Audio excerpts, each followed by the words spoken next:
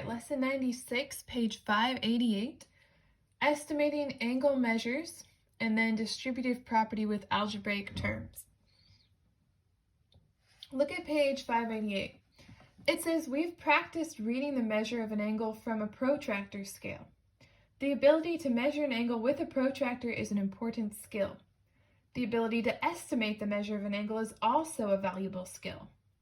In this lesson, we will learn a technique to help us estimate the measure of an angle. We will also practice using a protractor as we check our estimates. All right, so one way to estimate angles is to picture a clock.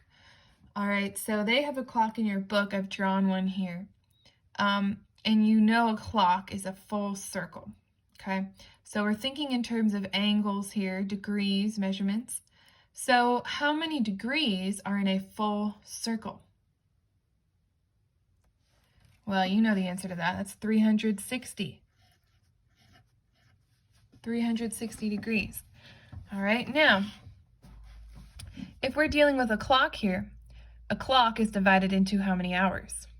12. 1 through 12. So each hour shown would contain how many degrees? 360 divided by 12 would be 30. All right, so from 12 to 1, we have 30 degrees. 1 to 2, we have 30 degrees.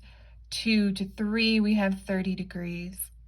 All right, so just with that in mind, if you had an arrow, let's say your hour arrow was pointing here, and then your minute arrow was pointing here,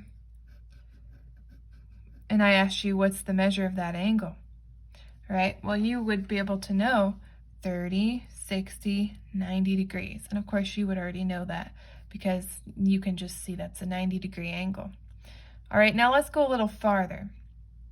A little further. If you've got 360 and we're dividing that by minutes, all right, how many minutes are in an hour? 60, right? All right, so 60 will go into 360 6 times. So each minute represents 6 degrees. And you could go all the way around and get all 60 minutes, and that would be 360. All right, so let's just say that instead of the minute arrow being here, it was just a little bit over. I'm going to draw it extra long to make sure you can see where it's pointing. And it was pointing here at this minute mark.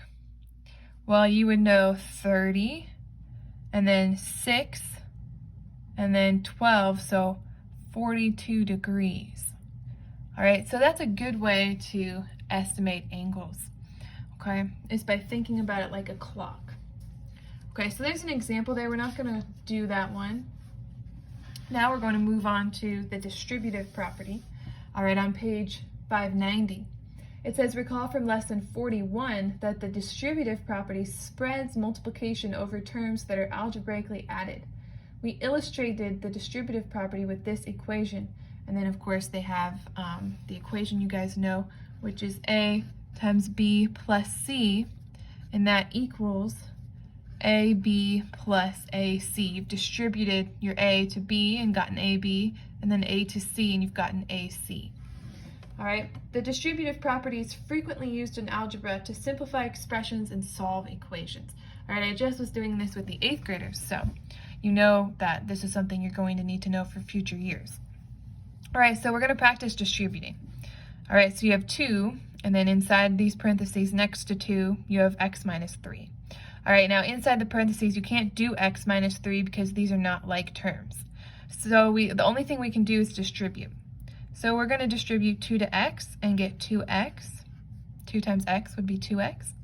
And then distribute 2 times 3. Now we have a negative sign there. We need to make sure we are bringing that down also. 2 times 3, that would be 6, or 2 times negative 3, negative 6. All right, so to simplify this, using the distributive property, we would get 2x minus 6. All right, and make sure you are keeping those terms separate. If they're separate in the parentheses, they should be separate in your answer. All right, let's do this one. Negative 2 times x, that would be negative 2x. Negative 2 times positive 3, that would be negative 6. So your answer for this one is negative 2x plus negative 6.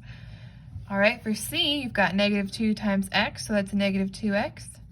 Negative 2 times negative 3, that's going to be positive 6, but you need to write that positive sign to keep these separate. So you're going to have negative 2x plus 6. And then D, x times x, and you can of course think 1x times 1x, that's the same thing. You're going to get x squared, or 1x squared. X times x is x squared. And then 1x times negative 3, that would be negative 3x. So you have x squared minus 3x. All right, so we're just using the distributive property a little bit more. Look at example 3. X squared plus 2x plus 3 times x minus 2. All right, let's just go ahead and bring these down. And the first thing we'll do is use the distributive property. All right, so we have 3x, 3 times x. So we're going to have plus 3x, that's going to be positive. And then 3 times negative 2, that's going to be negative 6. All right, so we've gotten rid of our parentheses, and now let's see if we can add any like terms. X squared can't. 2x and 3x, we can add those. And we'll get positive 5x. So we have got x squared plus 5x minus 6. All right, and that's as simple as we are going to get it.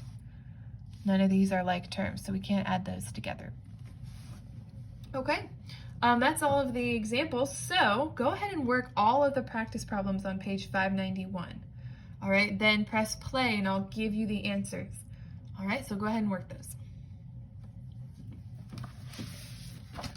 Okay, I'm assuming you've worked those. I'm going to give you the answers. Now for A through G, I'm not going to show you how to do those. You can figure out, if you got it wrong, you can figure that out on your own.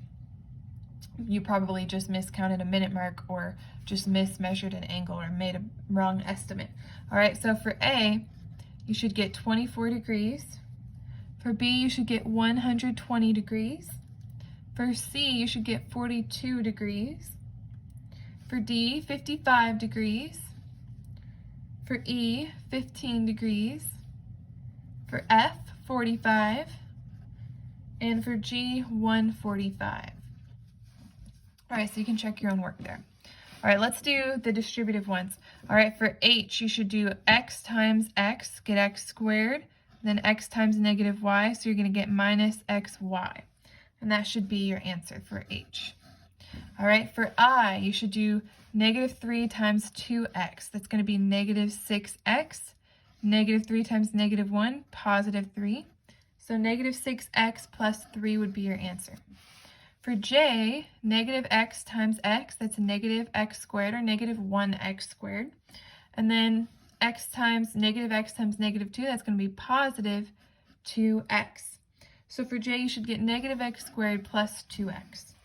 For K, got negative 2 times positive 4, that'll be negative 8. And then negative 2 times negative 3x, that'll be positive 6x. So you should have negative 8 plus 6x. All right, for L, got x squared plus 2x. Let's do our distributive property.